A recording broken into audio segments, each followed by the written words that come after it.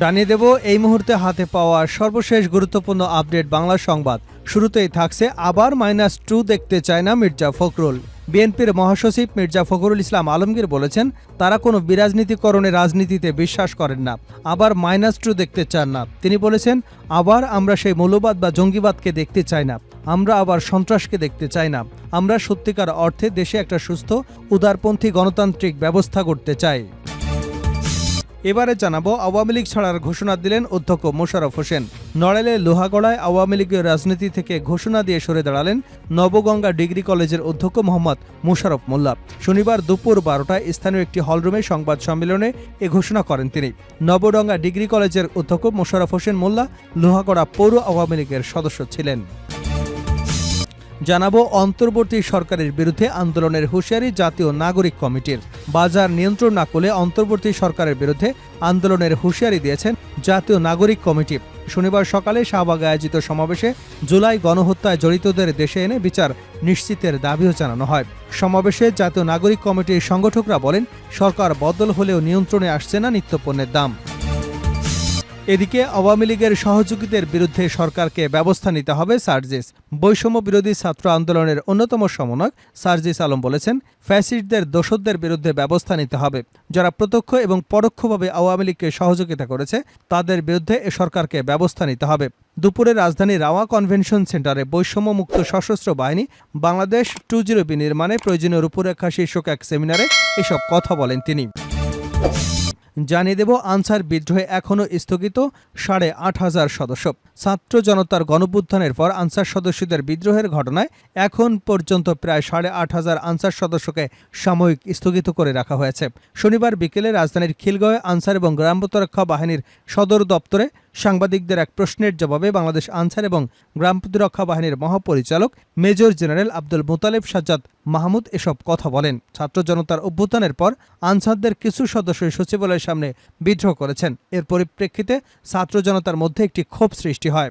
দুর্গাপূজাকে কেন্দ্র করে ওই সদস্যদের মোতায়েন করা নিয়ে কোনো ধরনের অসন্তোষ সৃষ্টি হতে পারে কিনা এই প্রশ্নের জবাবে মহাপরিচালক বলেন, অঙ্গীভূত আনসার সদস্যদের আন্দোলনের প্রেক্ষাপটে আমরা একটি তদন্ত কমিটি গঠন করেছি। এই আন্দোলনের পরবর্তী সময়ে আমরা প্রায় 13,080 জন আনসার সদস্যকে সাময়িকভাবে স্থগিত করে রেখেছি। এবং সর্বশেষ জানাবো আন্তর্জাতিক সংবাদ। ইসরায়েলি সামরিক স্থাপনায় হিজবুল্লাহর 7টি হামলা। আজকের দিন পর্যন্ত ইসরায়েলি বাহিনীর সামরিক স্থাপনাগুলোর উপর 7টি হামলা চালানোর দাবি করেছে হিজবুল্লাহ। লেবাননের সশস্ত্র গোষ্ঠীটি শনিবার টেলিগ্রামের এক বার্তায় জানায়, তারা উত্তর ইসরায়েলের হাইফা শহরের কাছে রামাত ডেভিড বিমান ঘাঁটিতে ফাদি-1 রকেট নিক্ষেপ করেছে। ইসরায়েলের এই স্থাপনাটি লেবানন সীমান্ত থেকে প্রায় 45 কিলোমিটার দূরে অবস্থিত। এই হামলার ফলে ইসরায়েলের বিভিন্ন শহরে, বিশেষ করে নাজেরা সহ বেশ কিছু শহরে সতর্কতামূলক সাইরেন বেজে ওঠে। এতক্ষণ শিরোনাম শুনছিলেন, এবার বিস্তারিত। প্রিয় দর্শক, আপনি যদি এই চ্যানেলে নতুন হয়ে থাকেন, ভিডিওটি দেখতে দেখতে চ্যানেলটি সাবস্ক্রাইব করে আমাদের সঙ্গে থাকুন। আর এই ভিডিও সম্পর্কে আপনি আপনার মূল্যবান মতামতটি কমেন্ট বক্সে জানিয়ে দিন। আর হ্যাঁ প্রিয় দর্শক, জানিয়ে দিন ভিডিওটি কোথা থেকে দেখছেন। আবার -2 দেখতে চায় না মির্জা ফখরুল। বিএনপির মহাসচিব মির্জা ফখরুল ইসলাম আলমগীর বলেছেন, তারা কোনো বিরাজনীতিকরণে রাজনীতিতে বিশ্বাস করেন না, আবার -2 দেখতে চান না। তিনি বলেছেন, আমরা আবার সেই মৌলবাদ বা জঙ্গিবাদকে দেখতে চাই না, আমরা আবার সন্ত্রাসকে দেখতে চাই না, আমরা সত্যিকারের অর্থে দেশে একটা সুস্থ উদারপন্থী গণতান্ত্রিক ব্যবস্থা দেখতে চাই। বিশ্ব শিক্ষক দিবস উপলক্ষে আজ শনিবার রাজধানীর রমনার ইঞ্জিনিয়ার্স ইনস্টিটিউশন মিলনায়তনে শিক্ষক কর্মচারী ঐক্যজোটের উদ্যোগে আয়োজিত এক সমাবেশে ফখরুল ইসলাম এসব কথা বলেন। দেশকে সঠিক দিকে নিয়ে যাওয়ার জন্য সবাই মিলে এই সরকারকে দায়িত্ব দিয়েছে উল্লেখ করে মির্জা ফখরুল বলেন, তারা সেই পর্যন্ত সময় দেবেন যে পর্যন্ত একটা যৌক্তিক সময়ে অন্তর্বর্তী সরকার একটি নির্বাচনের ব্যবস্থা তৈরি করতে পারে। যোগ্য মানুষ সরকারের কাজ করছেন, তবে কাজটা দ্রুত করার আহ্বান জানায়। প্রশাসনের মধ্যে স্বৈরাচারের ভূত বসে আছে উল্লেখ করে মহাসচিব বলেন, তাদেরকে তাড়াতে না পারলে এ সরকার কোনো কিছুই করতে পারবে না। মির্জা ফখরুল বলেন, জাতীয়করণ হলে শিক্ষকদের সব সমস্যার সমাধান হয়ে আসবে না, শিক্ষার মান বাড়াতে হবে, যোগ্য মানুষকে নিয়ে আসতে হবে। তিনি আরও বলেন, শিক্ষকদের দলকানা হলে চলবে না, তাদের দলীয় রাজনীতি থেকে দূরে থাকতে হবে। বিএনপির সমালোচনা প্রসঙ্গে দলটির মহাসচিব বলেন, যারা দুর্নীতি করে, যারা চাঁদাবাজি করে, জমি দখল করে, তারা বিএনপি লোক নয়, তারা দুর্বৃত্ত। দল থেকে কিছু লোকের বিরুদ্ধে ব্যবস্থা নেওয়া হয়েছে বলে জানিয়েছেন তিনি।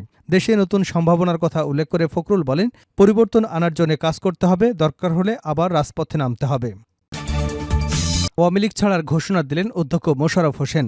নড়াইলের লোহাগড়ায় আওয়ামী লীগের রাজনীতি থেকে সরে দাঁড়ানোর ঘোষণা দিয়েছেন নবগঙ্গা ডিগ্রি কলেজের অধ্যক্ষ মোহাম্মদ মোশাররফ হোসেন মোল্লা।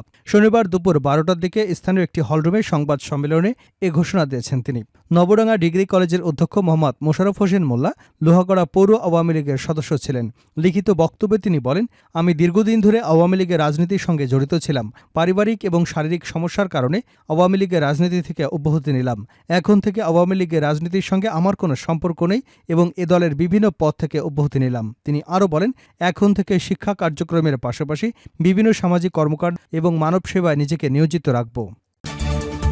অন্তর্বর্তী সরকারের বিরুদ্ধে আন্দোলনের হুঁশিয়ারি জাতীয় নাগরিক কমিটির। বাজার নিয়ন্ত্রণ না করলে অন্তর্বর্তী সরকারের বিরুদ্ধে আন্দোলনের হুঁশিয়ারি দিয়েছে জাতীয় নাগরিক কমিটি। আজ শনিবার সকালে শাহবাগে আয়োজিত সমাবেশে জুলাই গণহত্যায় জড়িতদের দেশে এনে বিচার নিশ্চিতের দাবিও জানানো হয়। সমাবেশে জাতীয় নাগরিক কমিটির সংগঠকরা বলেন, সরকার বদল হলেও নিয়ন্ত্রণ আসছে না নিত্যপণ্যের দাম। আগের সরকারের মেয়াদে ঊর্ধ্বমুখী দামে নাজেহাল হওয়া সাধারণ মানুষের প্রত্যাশা ছিল নতুন বাংলাদেশে ভোগ্যপণ্য ক্রয় ক্ষমতার মধ্যে আসবে। দ্রব্যমূল্যের ঊর্ধ্বগতি নিয়ন্ত্রণ করতে না পারলে এ সরকারের বিরুদ্ধেও আন্দোলন করা হবে।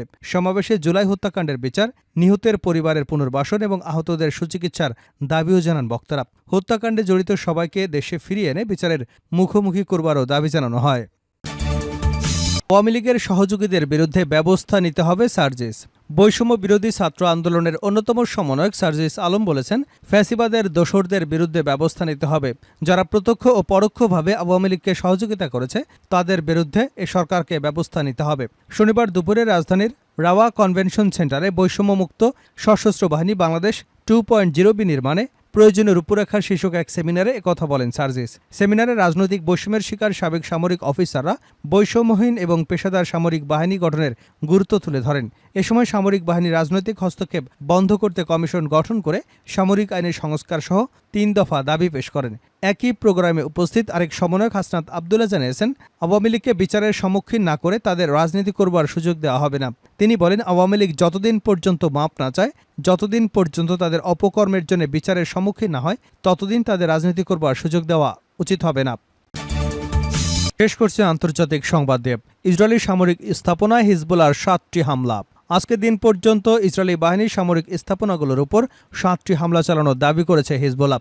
লেবাননের সশস্ত্র সংগঠনটি শনিবার টেলিগ্রামের এক বিবৃতিতে জানায়, তারা উত্তর ইসরায়েলের হাইফা শহরের কাছে রামাত ডেভিড বিমান ঘাঁটিতে ফাদি-1 রকেট নিক্ষেপ করেছে। ইসরায়েলের এই স্থাপনাটি লেবানন সীমান্ত থেকে প্রায় 45 কিলোমিটার দূরে অবস্থিত। এই হামলার ফলে ইসরায়েলের বিভিন্ন শহরে, বিশেষ করে নাজারেত সহ বেশ কিছু শহরে সতর্কতামূলক সাইরেন বেজে ওঠে। হিজবুল্লাহ আরও জানায়, তাদের যোদ্ধারা একটি ইসরায়েলি মেরকাবা ট্যাঙ্কে গাইডেড এন্টি আর্মার ক্ষেপণাস্ত্রের মাধ্যমে লক্ষ্যবস্তু করেছে, যার ফলে বেশ কিছু হতাহতের ঘটনা ঘটেছে।